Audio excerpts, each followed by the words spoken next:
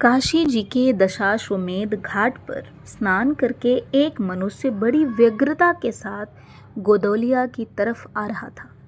एक हाथ में मैली सी तौलिया से लपेटी हुई भीगी धोती और दूसरे में सुरती की गोलियों की कई डिबियां और सूंघनी की एक पुड़िया थी। उस समय दिन के 11 बजे थे। गोदौलिया की बाईं तरफ जो गली है उसके भीतर एक और गली में थोड़ी दूर पर एक टूटे मकान से पुराने मकान में वह जा घुसा। मकान के पहले खंड में बहुत अंधेरा था, पर ऊपर की जगह मनुष्य के वासोपयोगी थी। नवागत मनुष्य धड़धड़ाता हुआ ऊपर चढ़ गया। वहां एक कोठरी में हाथ की चीजें रख दी और सीता सीता कहकर पुकारने लगा। क्या है? कहती हुई एक 10 बरस की बालिका आ खड़ी हुई। तब उस पुरुष ने कहा, सीता, जरा अपनी बहन को बुला ला। अच्छा, कहकर सीता चली गई और कुछ देर में एक नवीना स्त्री आकर उपस्थित हुई। उसे देखते ही पुरुष ने कहा, लो, हम लोगों को तो आज ही जाना होगा। इस बात को सुनकर स्त्री कुछ आश्चर्ययुक्त होकर और झुंझलाकर बोली, आज ही जाना होगा? यह क्यों? भला आज कैसे जाना हो सकेगा? ऐसा ही था तो सवेरे भैया से कह देते। तुम तो जानते हो कि मुंह से कह दिया बस छुट्टी हुई। लड़की कभी विदा की होती तो मालूम पड़ता। आज तो किसी सूरत में जाना नहीं हो सकता। तुम आज कहती हो, हमें तो अभी जाना है। बात यह है कि आज ही नवल किशोर कलकत्ते से आ रहे हैं। आरे से अपनी नई बहू को भी साथ ला रहे हैं, सो उन्होंने हमें आज ही जाने के लिए इसरार किया है। हम सब लोग मुगल सराय से साथ ही इलाहाबाद चलेंगे। उनका तार मुझे घर से निकलते ही मिला। इसी से मैं झट नहा धोकर लौट आया। बस अब करना ही क्या है? कपड़ा वपड़ा जो कुछ हो बांध बूंद कर घंटे भर में खा पी कर चली चलो। जब हम तुम्हें विदा कराने आए ही हैं, तब कल के बदले आज ही सही। हाँ, ये बात है, नवल जो चाहे करावे। क्या एक ही गाड़ी में न जाने से दोस्ती में बट्टा लग जाएगा? अब तो किसी तरह रुकोगे नहीं, जरूर ही उनके साथ जाओगे, पर मेरे तो नाको दम आ जाएगी। क्यों? किस बात से? उनकी हंसी से और किससे? हंसी ठट्ठा राह में अच्छी लगती है, उनकी हंसी मुझे नहीं भाती। एक रोज मैं चौके में बैठी पूड़ियाँ काट रही थी कि इतने में न जाने कहाँ से आकर नवल चिल्लाने लगे, ए बुआ, देखो तुम्हारी बहू पूड़ियाँ खा रही है। मैं तो मारे शर्म के मर सी गई। हाँ, भाभी जी ने बात उड़ा दी सही। वह बोली, खाने दो, खाने पहनने के लिए तो आई ही है। पर मुझे उनकी हंसी बहुत बुरी लगी। बस इसी से उनके साथ नहीं जाना चाहती। अच्छा चलो, मैं नवल से कह दूंगा कि बेचारी कभी रोटी तक तो खाती ही नहीं, पूड़ी क्यों खाने लगी। इतना कहकर वंशीधर कोठरी के बाहर चले आए और बोले, मैं तुम्हारे भैया के पास जाता हूँ, तुम रो रुलाकर तैयार हो जाना। इतना सुनते ही जानकी देई की आंखें भर आईं और आषाढ़ सावन की ऐसी झड़ी लग गई। वंशीधर इलाहाबाद के रहने वाले थे। बनारस में ससुराल है। स्त्री को विदा कराने आए हैं और ससुराल में एक साले साली और सास के सिवाय और कोई नहीं है। नवल किशोर इनके दूर के नाते में ममेरे भाई हैं, पर दोनों में नाते से मित्रता का ख्याल अधिक है।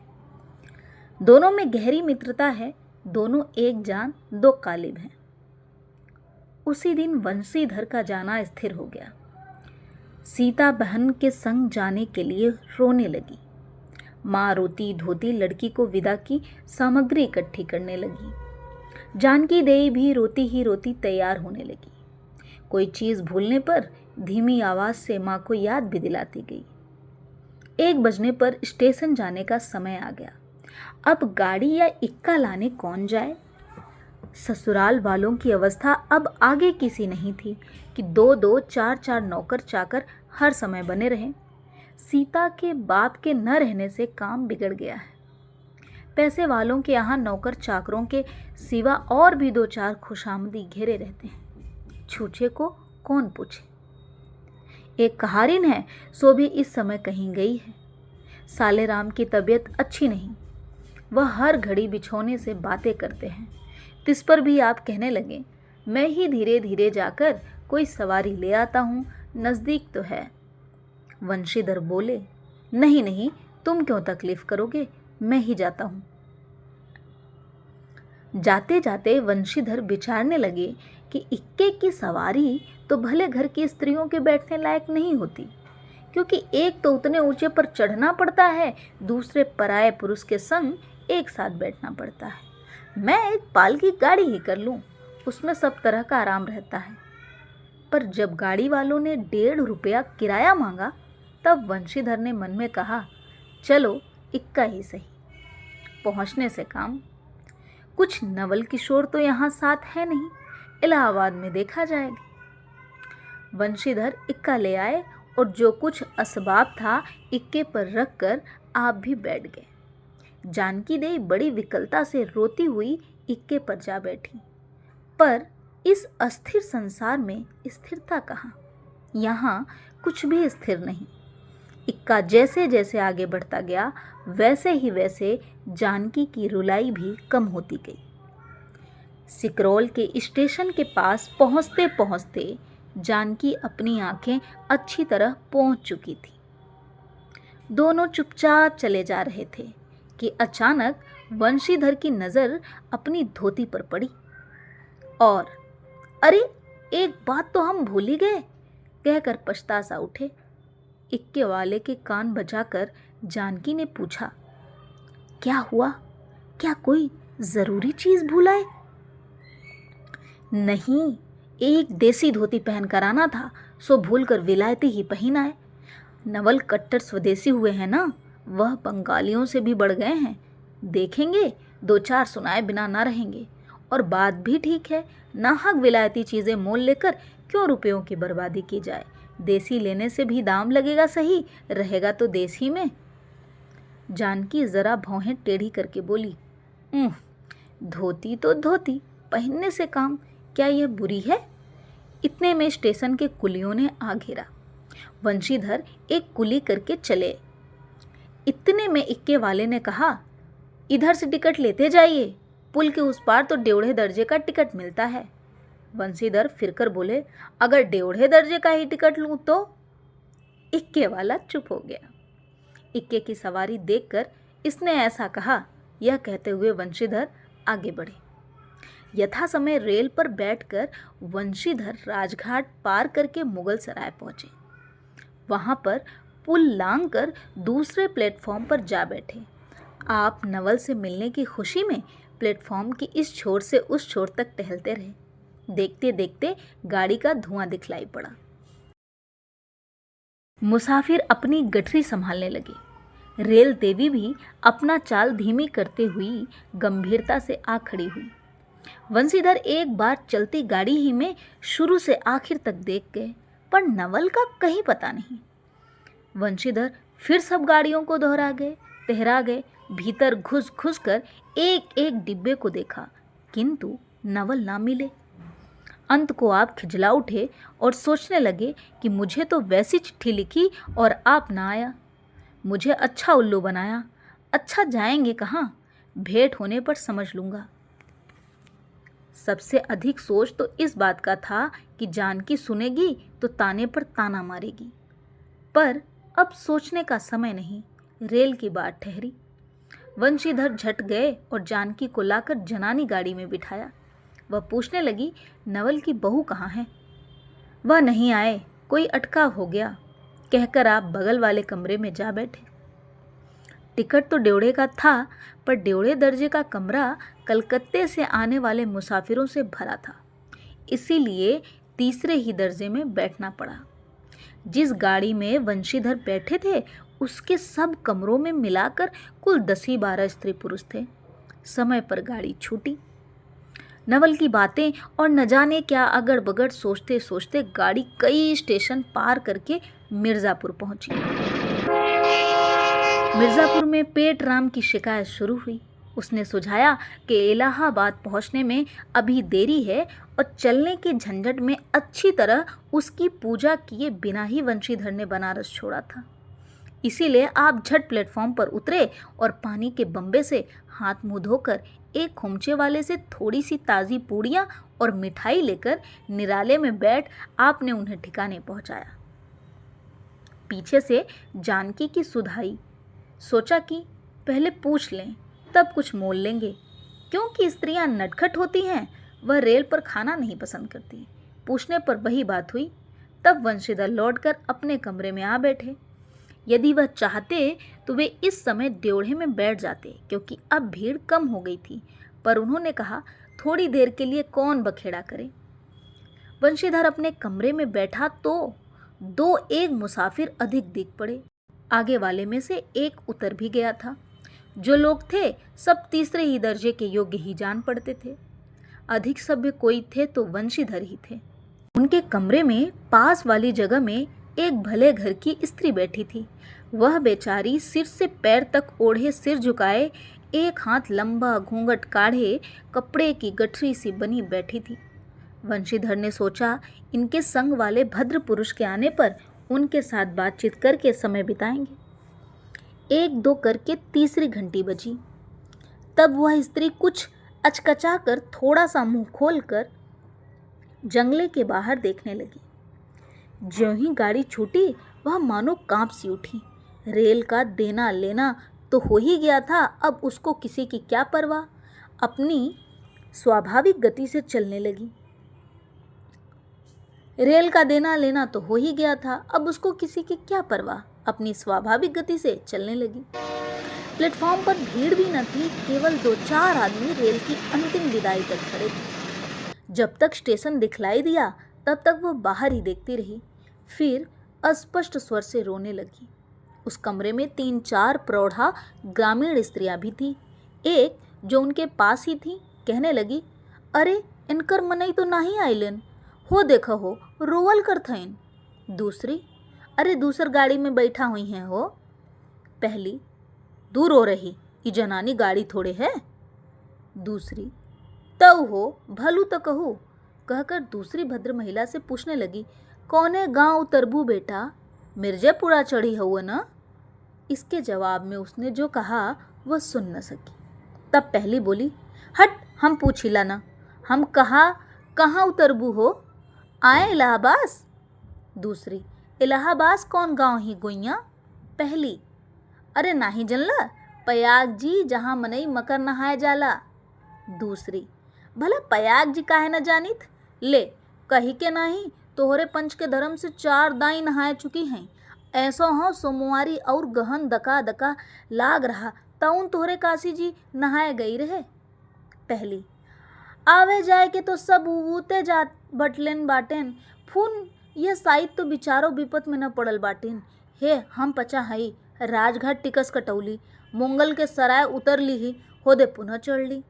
दूसरी, ऐसे एक दाई हम आवत रहे, एक मिली और मोरे संगे रही, द कौने टिसनिया पर उकर मलिकवा उतरे से कि जुरंत ही गड़िया खुली। अब भैया ऊ घरा फाड़ फाड़ नरियाए, ए साहब गड़िया खड़ी कर, ए साहब गड़िया तनी खड़ी कर, भला गड़िया दहीनाती काहे के खड़ी होए। पहली, ऊ मेहरुआ बड़ी उजबक रहल, भला केहू के चिल्लाए से रेलियो कहूँ खड़ी होला। इसकी इस बात पर कुल कमरे वाले हंस पड़े। अब जितने पुरुष स्त्रियां थीं एक से एक अनोखी बातें कहकर अपने अपने तजुर्बा बयान करने लगी। बीच बीच में उस अकेली अबला की स्थिति पर भी दुख प्रकट करती जाती थी।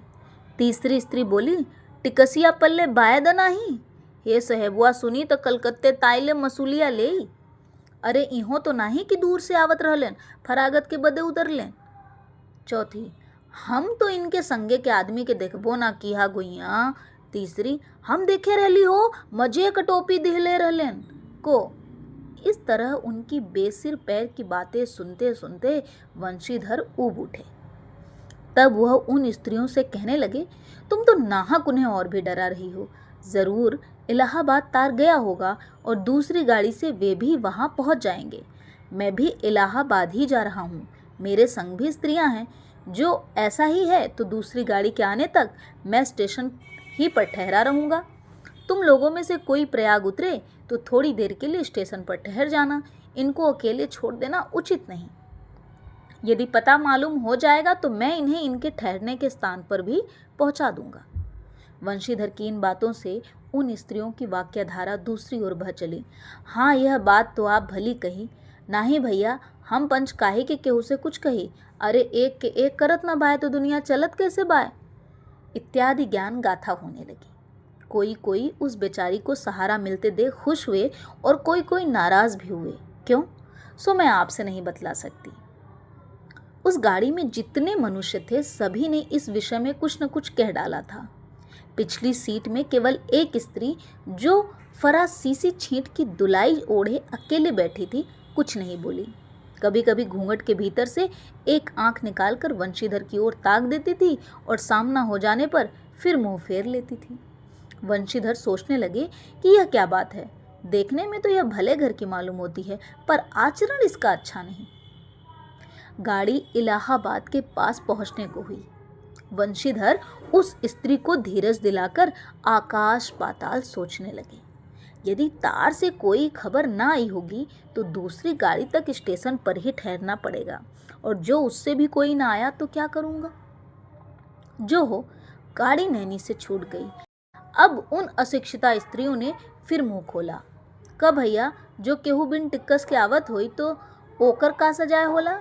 अरे ओका ही नहीं चाहत रहा कि मेरा रू के तो बैठा देलन और अपुआ ताउन टिक्कस लेके चल देलन। किसी किसी आदमी ने यहाँ तक दौड़ मारी कि रात को वंशीधर इसके जेवर छीनकर रफू चक्कर हो जाएंगे। उस गाड़ी में एक लाठी वाला भी था।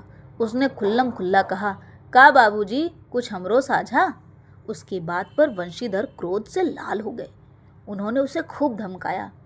उस समय तो वह चुप हो गया, पर यदि इलाहाबाद में उतरता तो वंशीधर से बदला लिए बिना न रहता। वंशीधर इलाहाबाद में उतरे। एक बुढ़िया को भी वहीं उतरना था।